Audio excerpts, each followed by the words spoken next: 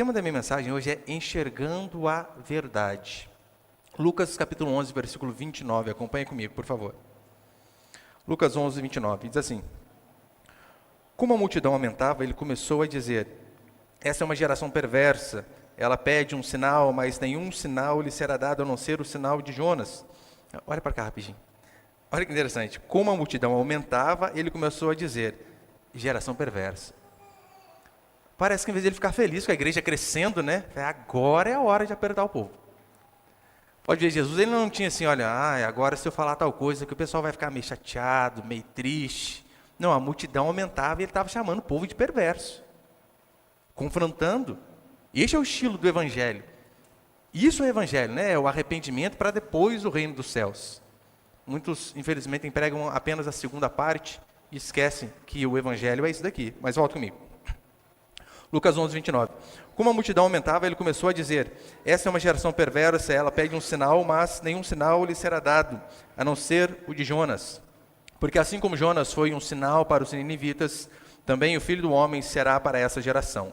A rainha do sul se levantará no juízo contra os homens dessa geração e os condenará, pois veio dos confins da terra para ouvir a sabedoria de Salomão. E aqui está quem é maior do que Salomão.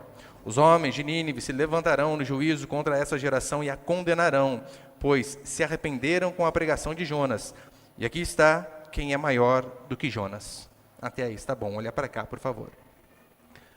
No último domingo, eu falei sobre a importância de olharmos os frutos das pessoas. Eu deixei bem claro que uma moralidade por si só vazia não significa que a pessoa é convertida.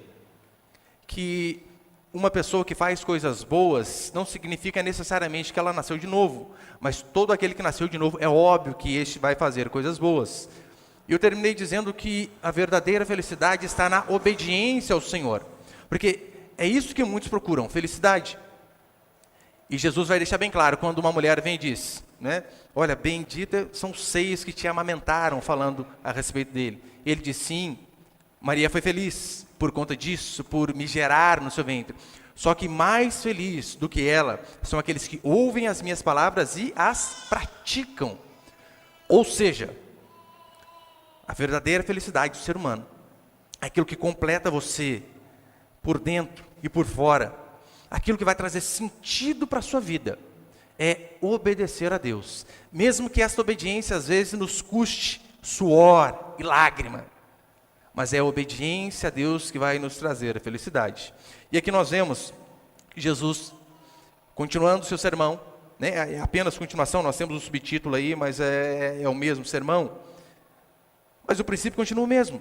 A pergunta que nós devemos fazer é: por que o ser humano busca tanto a felicidade? Onde está essa felicidade que ele sempre anseia? Você é assim. Eu sou assim, todos nós somos assim. Buscamos algo que nos completa, buscamos ser felizes. E o ser humano, ele anseia tanto a questão da felicidade, da alegria, que ele faz o que for necessário para isso. Nem que seja viver na mentira. Mas se a mentira traz a ele felicidade, ele vai viver na mentira. A pergunta correta que eu e você deveríamos fazer, não é o que traz a felicidade, mas sim o que é a verdade. O que é a verdade? Isso daí é o que deve guiar a minha e a sua vida. Isso é o que deve dar o norte para o nosso casamento, para a criação dos nossos filhos, para a nossa vida pessoal, para a nossa vida no trabalho, em todo e qualquer lugar. Você deve se perguntar, a fé cristã, isso que eu pratico aos domingos, a reunião aqui com os irmãos para adorar o Senhor, a fé cristã, ela é a verdade? Ou esta fé, ela pode ser um salto no escuro? Porque sabia que existem cerca de 10 mil religiões? Por que você está aqui? Porque entre 10 mil religiões, a sua é a verdade. Você precisa dar resposta a essa pergunta. Há alguma prova? Há algum sinal, há algum indício de aquilo que nós cremos ser verdade? É sobre isso que esse texto aqui vai falar. Eu quero passar alguns princípios aqui então. Põe o primeiro, por favor, ali, meu irmão. Primeiro princípio, nós vemos a morte e a ressurreição de Jesus Cristo. Eu sei que quando ele diz aqui, no versículo 29, como a multidão aumentava, ele pedia um sinal, ele diz, nenhum sinal será dado a não ser o sinal de Jonas. Muitos interpretam o livro de Jonas como um livro alegórico, como algo figurado. Não, não é que de verdade um homem ficou na barriga de um peixe e depois saiu vivo. Isso é impossível. Mentira. Fora a história de Jonas, é possível. Eu já vi uma reportagem sobre um homem que eu não lembro se ele ficou 2 dias, alguma coisa assim, dentro de um cachalote, que é como se fosse uma baleia, né? Um peixe bem grande. E não por conta disso. Jesus, ele disse que a história de Jonas era verídica. Ele dá o testemunho que a história de Jonas foi verdadeira. E ele ainda afirma, Jonas foi apenas um sinal. Aquilo que aconteceu com Jonas, aquele sinal que Jonas deu, ele 3 dias no ventre do peixe, é exatamente o mesmo sinal que eu vou dar. 3 dias na morte. E assim como Jonas ressurgiu depois para pregar para Nínive, assim o carpinteiro de Nazaré, depois de 3 dias morto, ressurgiu para pregar em Jerusalém. Isso é inquestionável. E ele diz, assim como Jonas fez, assim eu também o farei. É por isso que você deve se perguntar, qual religião é verdadeira?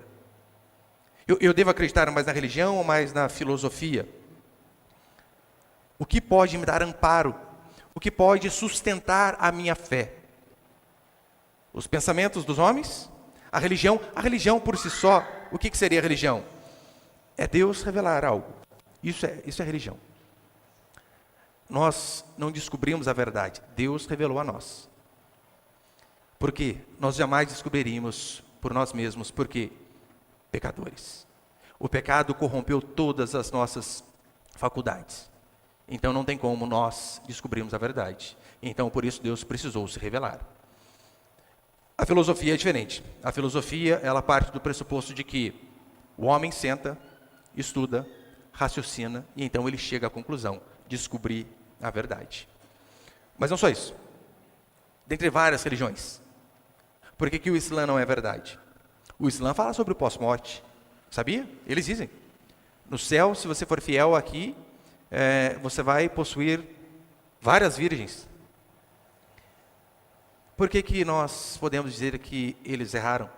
Que eles estão mentindo e nós estamos certos? Por que nós podemos dizer que Platão errou? Porque Platão também fala sobre o pós-morte. Platão fala.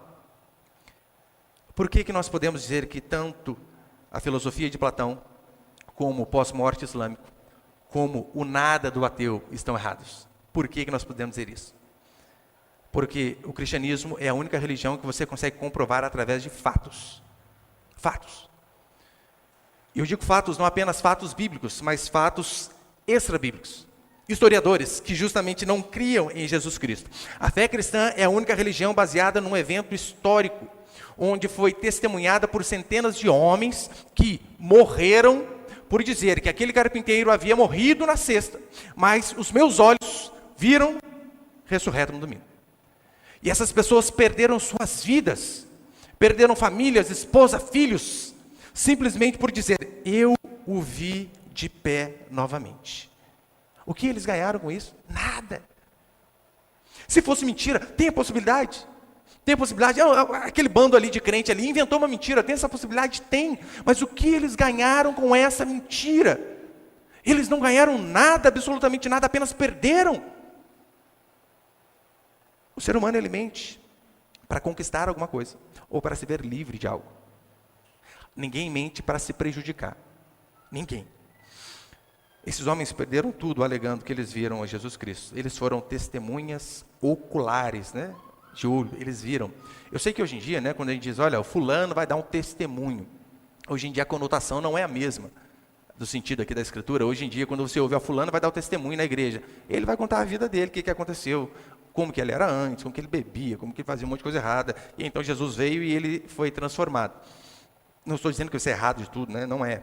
Mas não é este o sentido de testemunha. Testemunha é aquele que viu alguma coisa. É aquele que testemunhou algo. Tanto é que em Lucas capítulo 11, olha o que a Escritura vai dizer. Olha como começa o Evangelho de Lucas. Visto que muitos têm empreendido uma narração coordenada dos fatos que se realizaram entre nós, transmitido pelos que desde o princípio foram suas testemunhas oculares e ministros da palavra. Pareceu adequado também a mim, excelentíssimo Teófilo, depois de investigar tudo cuidadosamente desde o começo, escrever-te uma narrativa em ordem, para que tenhas certeza da verdade das coisas em que foste instruído. Olha como que Lucas começa o seu evangelho. eu estou escrevendo uma narrativa coordenada de fatos para que você, Teófilo, e todos nós aqui, venhamos a saber, de fato, aquilo que eles viram, testemunharam, e o porquê nós podemos crer no mesmo Cristo que eles criam. A fé cristã é baseada num fato que pode ser investigado. A filosofia há muitas variáveis, claro que há. Há pensamentos diferentes. Você vê filósofos que eles seguem junto até uma linha, mas de repente se divergem, né? Vai cada um para um caminho. Aqui nós temos um fato, a ressurreição de Jesus Cristo. Não há variáveis. Ou ele ressurgiu, ou ele não ressurgiu. Não há meio termo. Ele ressurgiu, mas mais ou menos. Não, ou ele ressuscitou, ou não. João, capítulo 20, versículo 30, vai dizer assim: na verdade, fez Jesus diante dos discípulos muitos outros sinais que não estão escritos neste livro. Alô? Estes, porém, foram registrados para que creiais que Jesus é o Cristo, o Filho de Deus, e para que, crendo, tenhais vida em seu nome. João ele vai dizer que Jesus ele fez muitos sinais, mais do que esses aqui que foram registrados. Mas estes daqui foram registrados para que nós venhamos a crer e ter vida no nome dele.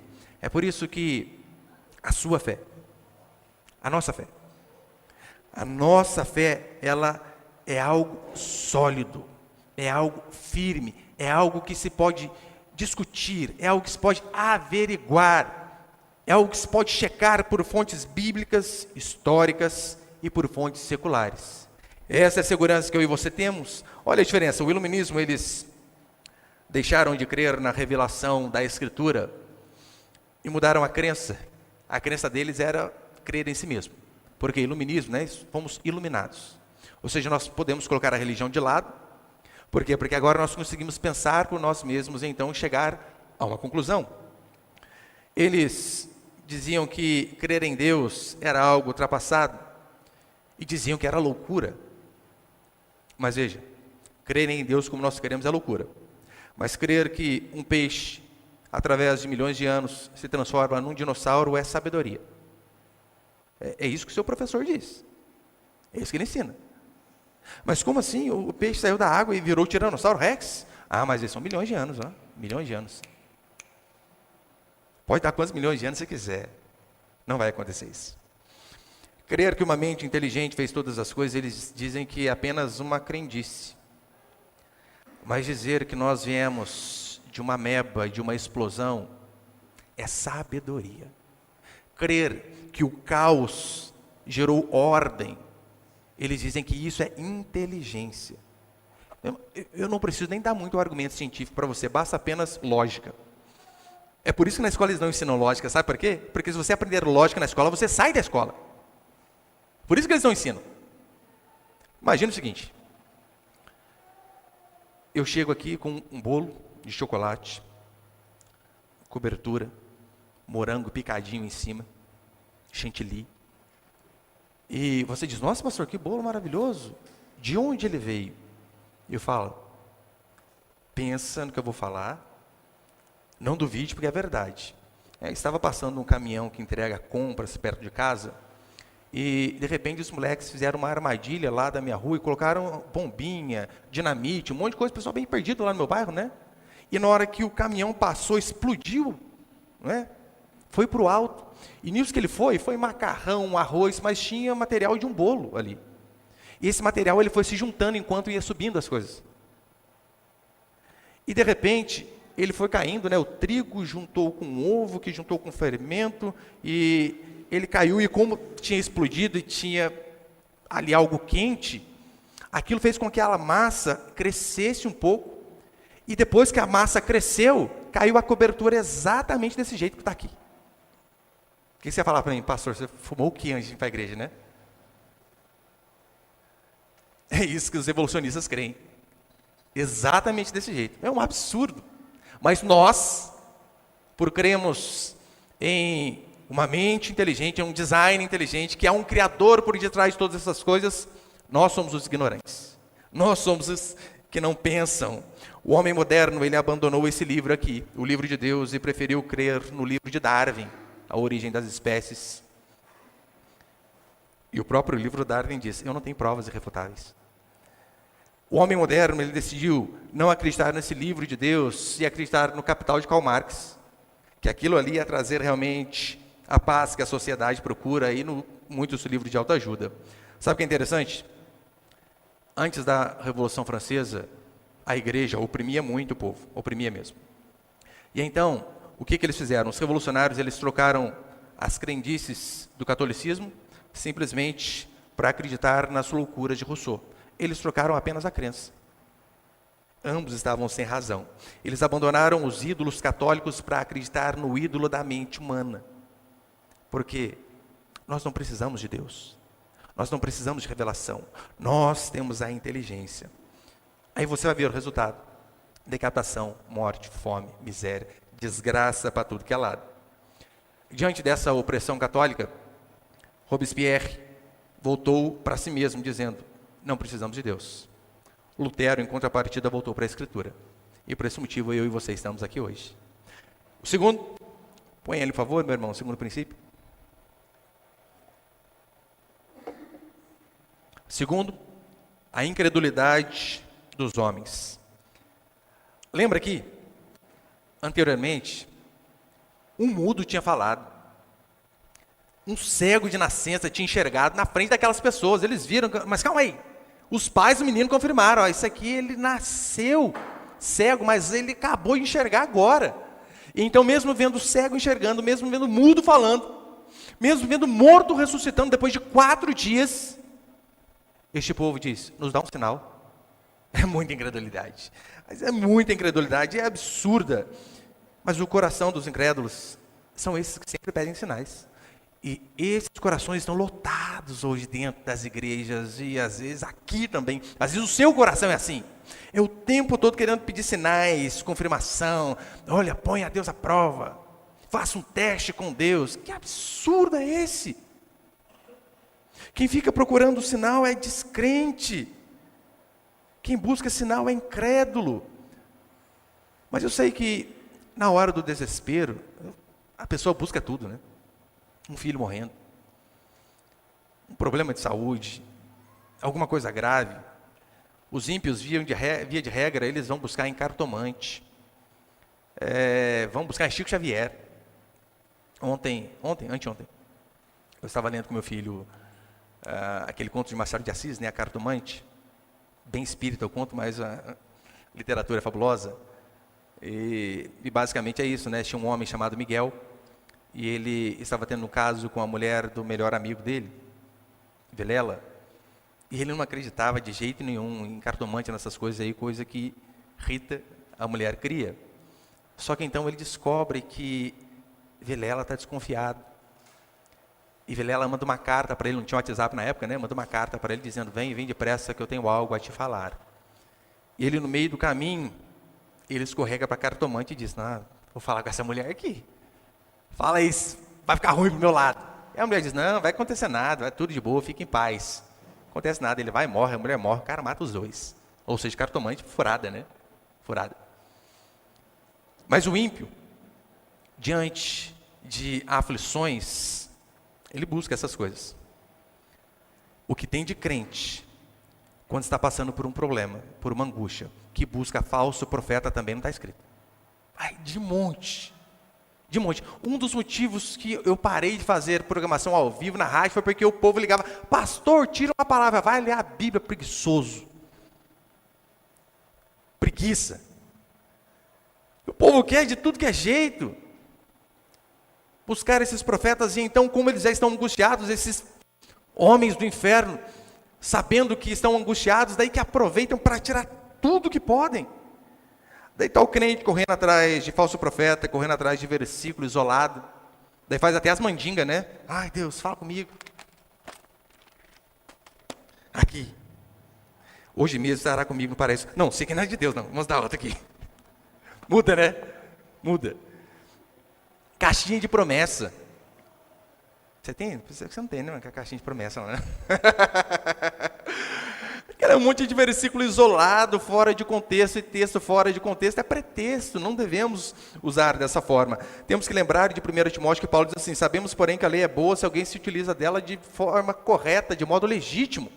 Então, um dos motivos que nós pregamos de forma expositiva é justamente para isso. Para que nós possamos usar a Escritura de forma legítima, ou seja, não pulando nada, seguindo os textos. Agora, essa coisa de pedir sinal, se você for analisar a Escritura, você vê que quem pedia sinal, sabe quem era? Era o demônio lá na tentação do deserto, provando a Jesus Cristo. Salta daqui, porque está escrito, ainda estava a Bíblia: aos teus anjos ordenará a teu respeito para que te guardem. Ou seja, prova. Tu és o Filho de Deus? Prova aqui para a gente. Prova aí para mim, Jesus. Quero ver se tu és o Filho de Deus. Você percebe que era o diabo que ficava pedindo prova para Deus? Mas tem um monte de crente fazendo a mesma coisa, exatamente a mesma coisa. É tão sério que até no Antigo Testamento esse tipo de coisa é condenada. Êxodo capítulo 17, olha o que vai dizer: e chamou o nome daquele lugar Massá e Meribá, provação, teste, né, o nome daquele lugar ali. E chamou o nome daquele lugar de Massá e Meribá por causa da contenda dos filhos de Israel, porque tentaram ao Senhor dizendo: está o Senhor no meio de nós ou não? O pessoal estava ali: Deus, o Senhor é com a gente? Então prova, dá um sinal aí, faz alguma coisa. Eu não estou dizendo que nós não podemos pedir por milagres, podemos e devemos clamar todo dia. Davi, mesmo tendo errado, mesmo tendo cometido o adultério, clamou a Deus: oh Deus, salve meu filho, salve meu filho. Só que a realização ou não do milagre que nós pedimos não prova que Deus está conosco ou não. Deus estava com Davi, o menino morreu. Mesmo o menino morrendo, Deus estava com Davi. Então nós podemos e devemos pedir. A concretização daquilo que nós pedimos é o que menos importa. Veja, no livro de Daniel, nós vemos Daniel ali na cova dos leões e Deus o livra. Nós vemos seus amigos Sadraque, Mesaque e Abednego na fornalha e Deus os livra. Aí você vai ler Hebreus capítulo 11, homens de Deus como eles, todos morreram, decapitados, cerrados ao meio. Mulheres grávidas foram partidas ao meio, literalmente. Deus não estava com aqueles homens? Estava. Deus livrou Sadraque, Mesaque e Abednego, mas muitos morreram no Coliseu. Mesmo assim, Deus era com aquele povo. Nós não precisamos de nenhum sinal, não precisamos. O maior sinal que nós temos, sabe qual é? É a cruz do nosso Senhor Jesus Cristo. É o que nós celebramos todo o primeiro domingo do mês, igual hoje, através da ceia. É saber que o nosso Senhor Jesus Cristo morreu crucificado naquela cruz, levando os nossos pecados, para que nós não precisássemos ser condenados. Você não precisa mais de sinal a não ser esse daí. A história de Jonas era apenas o símbolo de algo maior que viria. O que Jesus está dizendo é: se eu morrer numa sexta e ressuscitar no domingo, se isso para você não é um sinal de que eu estou com você, nada vai ser sinal. Em nada você vai acreditar. Portanto, o que eu e você temos que fazer é firmar a nossa fé neste amor de Deus por nós. Que mesmo nós sendo pecadores, Ele morre a nossa morte para que nós pudéssemos viver a sua vida.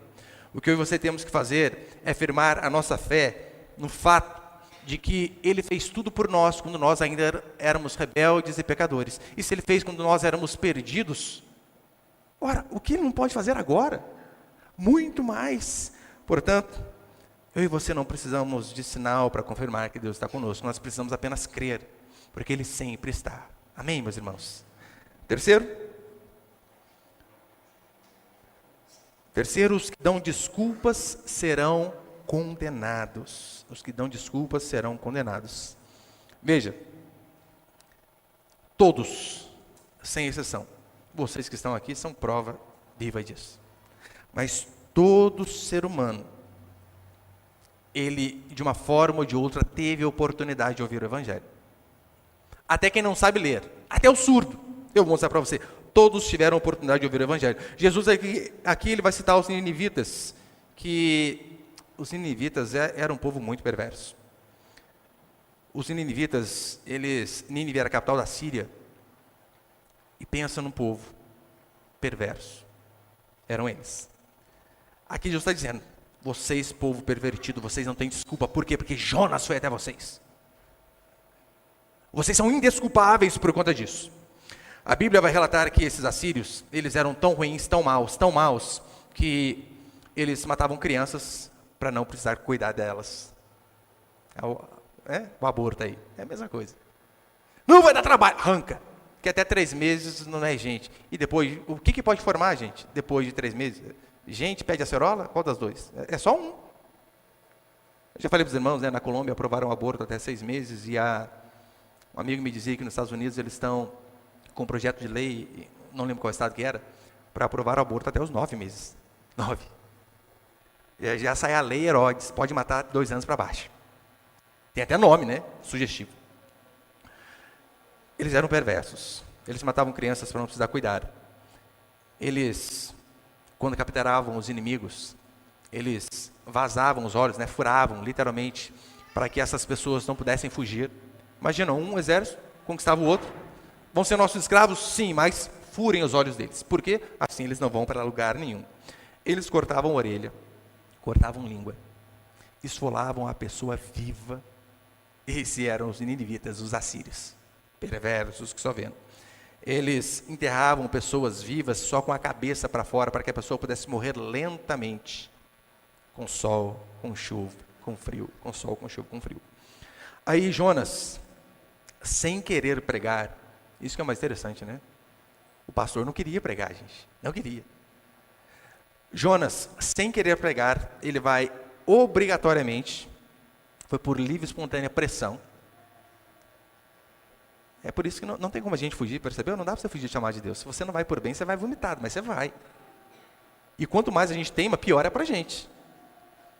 E então, Jonas, sem querer pregar, ele vai e prega um sermão sem exagero, de meia dúzia de palavras.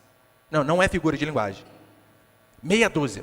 Sabe qual foi o sermão de Jonas para aquele povo não querendo pregar?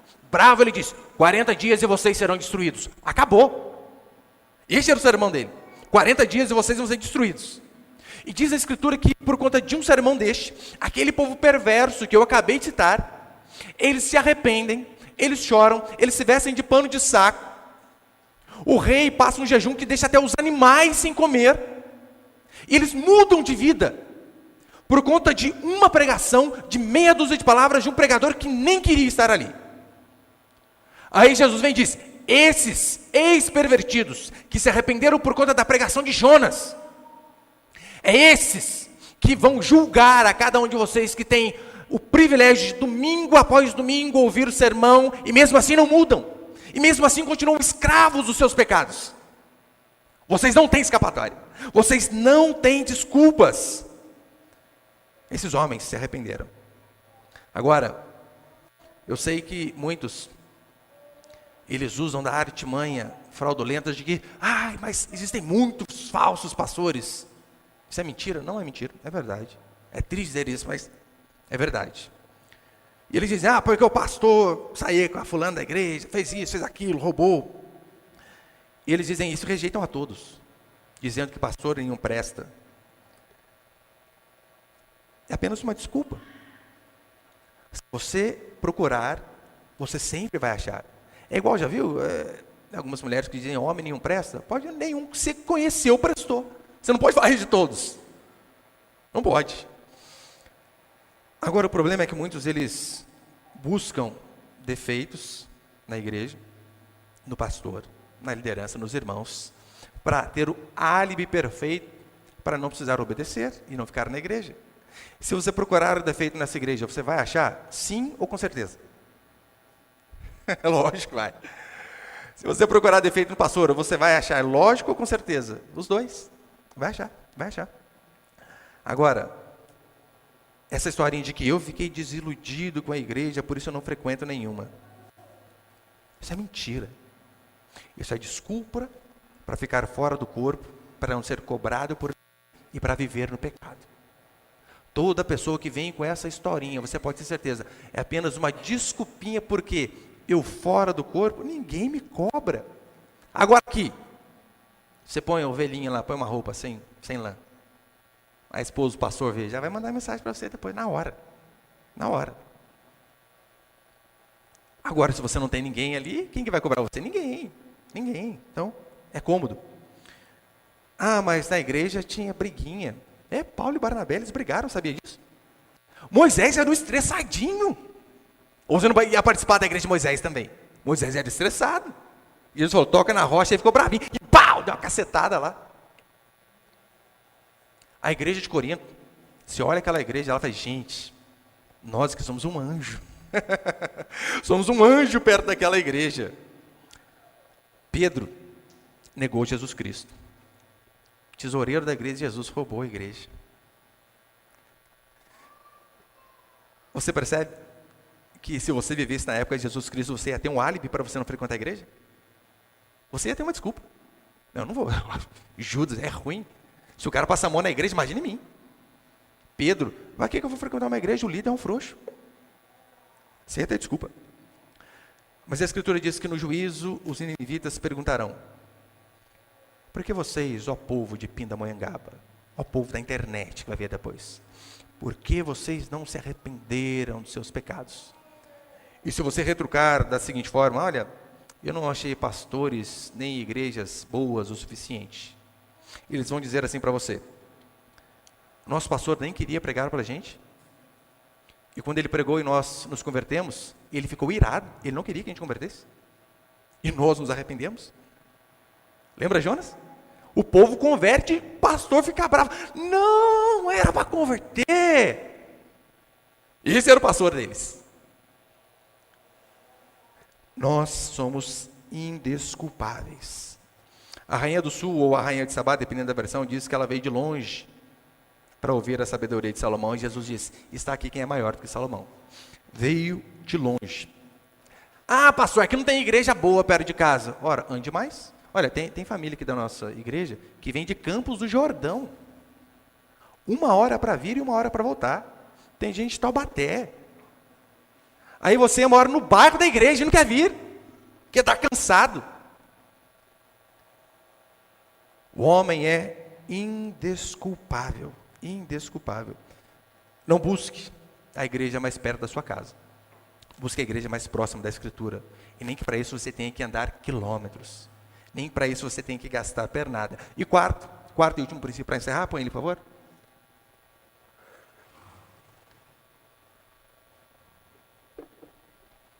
Quarto e último princípio: o homem é indesculpável diante de Deus.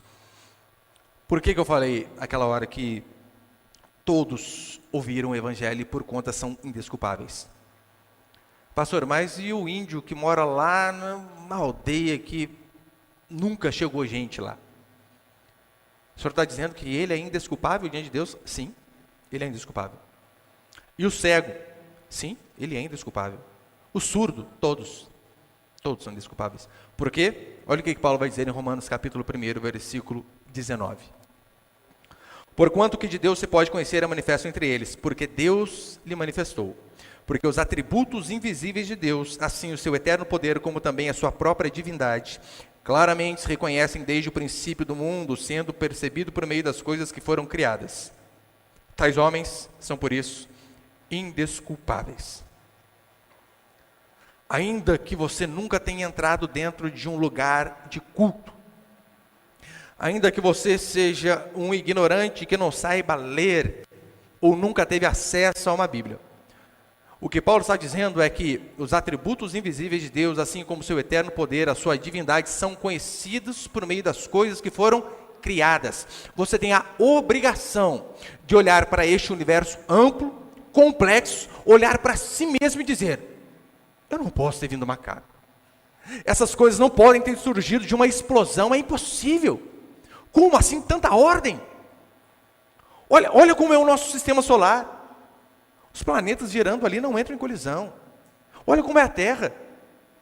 A gravidade necessária, um pouco mais de gravidade não haveria vida, um pouco menos também não. A Lua um pouquinho mais próxima, tsunami todo dia, um pouquinho mais longe as águas iam apodrecer. Tudo feito de uma maneira fina. Olha para o seu corpo. Existem em nós cerca de 100 quilômetros de veias e vasos sanguíneos. O aparelho ocular do ser humano, ele é algo tão espetacular que a câmera mais moderna que existe não chega perto do seu aparelho ocular. Eu sei que você está vendo uma miopia aí, está com um probleminha, né? Estigmatismo aí, mas via de regra, né? O normal é algo espetacular. A quantidade de neurônios, o cérebro. O ser humano é um bicho muito complexo. Meu filho estava explicando para mim esses dias, eu nem sabia, né? Ele estava falando, pai, sabia que a gente enxerga normalmente ponta cabeça, mas tem um esqueminha lá no olho, lá que eu nem lembro o nome, né? Que inverte a imagem, por conta disso eu enxergo reto. Eu falei, é mesmo? O meu está errado, eu estou começando a enxergar de ponta cabeça. Normal já, né? A vista vai estar indo embora. Mas olha a natureza, olha o sol no seu devido lugar, olhe todas as coisas. Como assim? Bom dia, além, o nada que criou todas as coisas. Como assim? Mas tem que ser muito ignorante para acreditar nisso. Que o caos gerou ordem. Saia da sua casa, fique uma semana viajando. E volte. A casa vai estar mais limpa ou mais suja? Uma semana, não estou falando muito tempo não. Fica um mês então, para você ver. Um mês. Eles querem enfiar na nossa cabeça que nós somos os ignorantes por acreditar que há uma mente inteligente por detrás de todas essas coisas. A cada dia que amanhece, Deus está pregando arrependimento para mim e para você, o que mais você precisa. Todos os dias estamos tendo oportunidade. Quantos Jonas Deus já não mandou na sua vida? Hoje eu sou um Jonas. Na internet, às vezes, quando você liga, tem um Jonas lá, maluco para muitos, mas pregando. Às vezes o Jonas é a sua mãe com aquele coquinho na cabeça, dizendo, para de sair com aquele rapaz. Não siga esse caminho. E você não consegue ver o Jonas de saia grande e o coquinho na cabeça. Você não consegue ver um Jonas na pessoa do seu pai dizendo, não anda com esses caras, rapaz. Eles vão te afundar. Não são bons amigos. Não vá para esse trabalho. Esse trabalho aí vai te afastar de todo mundo, inclusive de Deus. Não vá. Não tome esse tipo de atitude. Você não consegue ver o Jonas ali? É Jonas. Saindo do peixe ou não, dizendo para você, cuidado. Os ninivitas, eles tiveram a oportunidade e aproveitaram a oportunidade. E veja, Jonas, ele sai do peixe, ele não conta, qual foi a pregação de Jonas? Ele não contou o testemunho de como foi no ventre do peixe, você percebeu? Se fosse você, meu irmão, você ia contar para todo mundo a história, né? Vocês têm que, se eu falar, vocês não vão acreditar. Fiquei 3 dias no peixe, e como que era lá dentro? Você não tem noção, o negócio é muito louco. Às vezes entravam uns lambari, porque né, o peixe comia, eu pegava aquele lambari, você fica contando essa história para o povo. Pendurava no sininho da garganta do peixe lá, brincava. Você percebeu que Jonas, ele não conta o testemunho dele no ventre do peixe. Ele não conta como foram os dias terríveis. Não conta como foi a experiência de ter caído no mar, não conta. O que Jonas faz, ele não fala nem sobre o seu livramento. Jonas, ele sai dali e prega 6 palavras. 40 dias e vocês serão destruídos. É uma palavra dura, mas traduzida propositalmente. Este é o termo. Destruição. Aqueles que não creem no Filho de Deus serão destruídos. E quem são esses filhos de Deus? Não são todos. Essa questão de universalismo, né? Que todo mundo é filho de Deus, é mentira. Mentira. Filhos de Deus são aqueles que receberam o Senhor, como diz João 1:2. Todos quantos, pois, o receberam, deu-lhes o poder de serem feitos filhos de Deus. E nós recebemos a Deus pela fé, e a prova de que nós o recebemos e o Espírito Santo habita em nós, não é que somos perfeitos, óbvio que não. Mas é que nós já temos uma certa ojeriza para aquela vida antiga a qual nós tínhamos. Que nós temos o desejo constante de melhorar. E quando nós erramos, a primeira coisa que bate em nós é um sentimento de culpa, de pesar, de insignificância, dizendo, como? Como ainda assim, Deus me salvando, eu erro desta maneira? Esta é uma prova de que você é filho de Deus, que você não age como agia antes. Como que era lá, irmão, antes de você converter? Você saía, bebia. Eu lembro quantas vezes eu saía para os carnavais da vida lá. E eu lembro que teve uma vez eu saí, eu era tão ruim para beber, e estava eu e o Thiago estava junto também. Tá vendo? A gente era da bagunça junto, agora tá na igreja junto. E eu lembro que no começo do carnaval eu já bebi, dormi, não sei como que eu fui parar em casa. Sabe quando você é pequeno, você dorme no sofá, você acorda na cama? Eu dormi na Avenida de Guará e acordei em Aparecida. Não sabia como, mas estava lá. Então você lembra desses episódios antigos aí? Quando você é mundano, quando você é ímpio, você se vangloria, mas eu bebi de um montão, eu vomitei, eu rolei em cima do vômito, não sei o que aconteceu comigo. Você fala se vangloriando. Aí quando você se converte, e você vê o quão ímpio você era, você encontra uma pessoa que talvez participou de algo que você fez lá atrás de errado, a sua cara queima de vergonha, porque ele sabe o que eu fiz. Sabe. Ele sabe dos meus erros. Ele sabe o que eu passei. Aqueles homens que estavam ali próximos a Jesus Cristo, vendo, literalmente, aqueles homens vendo e ouvindo o próprio Cristo, foram condenados por não se arrependerem de seus pecados. Vendo os milagres, eles ainda assim pediam sinais. Não criam. O mesmo vai acontecer com cada um de vocês, que tem oportunidade de semana após semana ouvir o Evangelho. E mesmo assim dizem, semana que vem eu mudo. Segunda-feira. Mês que vem eu vou ser diferente. E você fica procrastinando. Sempre jogando para frente esses pecadinhos aí. Se Jesus vem e você não se arrependeu desse, você está lascado. É por isso que a hora de se arrepender é hoje. Quem não crer no Filho de Deus, quem não se arrepende dos seus pecados, e mostra isso através de atitudes. Sim, a prova de que você se arrependeu dos pecados de verdade não é que em um culto você derramou lágrimas. Isso é importante, pode acontecer ou pode não acontecer. Mas a prova de um arrependimento genuíno não é quando você chora, mas é quando você muda. Quando as suas atitudes mudam. Eu não estou dizendo que você nunca mais erra, não. Às vezes ainda tropeçamos. Mas sempre com aquele sentimento. Não acredito que eu errei de novo. Eu preciso mudar. E assim como aqueles homens tiveram a oportunidade de ouvir o próprio Cristo, e assim como aqueles ninivitas tiveram a oportunidade de ouvir Jonas, todos vocês que estão aqui, os que posteriormente ouvirão esse vídeo na internet, vocês são indesculpáveis diante do Senhor, porque vocês tiveram o privilégio de ouvir um Jonas, de ouvir alguém falando do Evangelho para vocês, de pregar a mensagem do arrependimento. E se você não se arrepender, você tem um sério problema com o Senhor. Mas Deus, Ele é tão bom, que hoje Ele dá a mim e a você este privilégio. Não importa o que você tem feito, não importa o tamanho dos seus erros, se há um coração quebrantado, contrito e arrependido, o que a palavra diz é que o Senhor não os despreza. Então, se você se vê como esse pecador, hoje é o dia de você falar, Deus me perdoa. Eu vou ser diferente, não é a partir de amanhã, quando eu chegar no meu trabalho, quando chegar em casa. Eu decido hoje mudar e que o Senhor possa me dar força. Amém, meus irmãos?